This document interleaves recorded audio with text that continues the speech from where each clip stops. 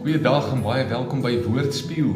Ek lees vir jou vandag uit Eksodus hoofstuk 16 vers 17 wat sê: Die volk het gegaan en daarvan bymekaar gemaak. Het praat van die manna.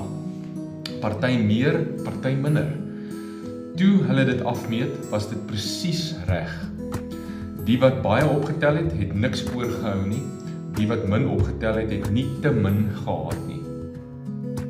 Daar was net mooi genoeg vir elkeen om van te eet. My tema vanoggend is genoeg. Ek sien in hierdie gedeelte van God se voorsiening aan sy volk die mooi beginsel van genoeg. God sê vir elke gesin om 2 kilogram manna per persoon op te tel. Huisgesinne wat dan net 2 persone in die huisgesin was, het 8 kilogram manna opgetel. Huisgesinne met 5 mense het 10 kilogram gekry. As hulle meer as dit gevat het, het dit vrot geword. Hulle kon hulle nie vergryp en oormatig baie manna bymekaar maak nie. Hulle kon nie handel dryf daarmee nie. Niemand kon iemand anders uitbuit nie. Niemand kon hulle self verryk en ander verarm nie.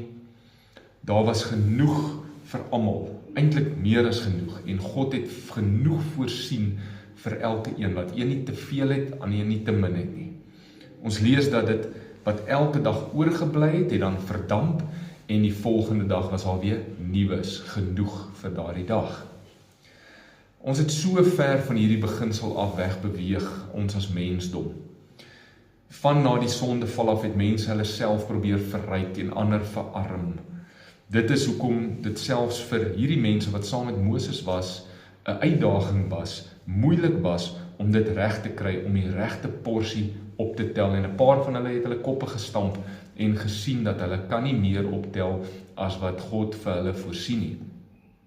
God wil hê ek moet elke dag op hom vertrou vir al my behoeftes. Hy moet vir my genoeg wees. Ek moet nie angstig wees oor môre nie. Ek moet nie myself met ander vergelyk nie. God sal vir my sorg vir genoeg.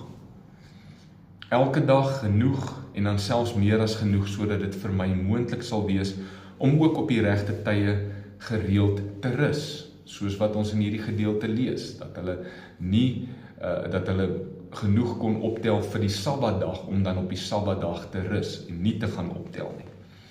Ek moet op hom vertrou en ek moet nie oorgee aan hierdie wêreldse stelsel van opgaar en uitbuit as gevolg van gierigheid nie. Ek dink dis hoekom Jesus ons ook leer bid en sê: Vader, dankie vir my daaglikse brood. As kan ons terugkom na daardie beginsel toe, en weet God is genoeg. Kom ons vertrou op hom, en weet dat dit wat hy voorsien is genoeg, en om binne in daardie perke te leef. Kom ons bid saam.